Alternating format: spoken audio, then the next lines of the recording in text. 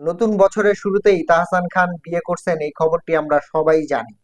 এবং বাংলাদেশের তরুণ তরুণী এবং সর্বস্তরের মানুষ কিন্তু তাকে অভিনন্দনও জানিয়েছে। আসলে আজকে আমি তাহসান খানের ব্যাপারে কিছু কথা বলার ট্রাই করব।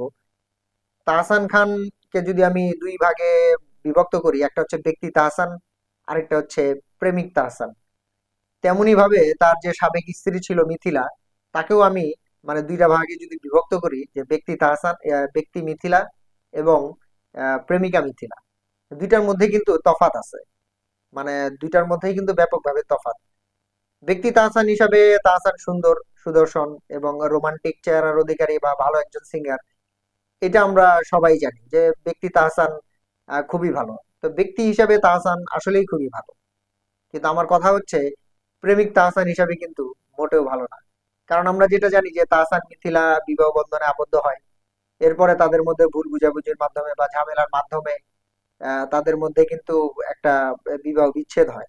এরপর পরেই কিন্তু মিথিলা অন্য একটি পুরুষকে বিয়ে করে, এবং তাহসানও এতদিন পরে এসে, প্রায় 4-5 বছর পরে এসে কিন্তু বিবাহ বন্ধনে আবদ্ধ হয়। তা আসলে এই দুইজনের মধ্যে মধ্যে যদি আমি ডিভাইড করতে যাই, তারা দুইজনে কিন্তু ব্যক্তি হিসেবে ভালো। ব্যক্তি হিসাবে তাহসানও ভালো, ব্যক্তি হিসাবে মিথিলাও ভালো। কিন্তু প্রেমিক হিসেবে তাহসানকে ভালো বলা যাবে না, আর মিথিলাকেও প্রেমিকা হিসেবে ভালো বলা যাবে না।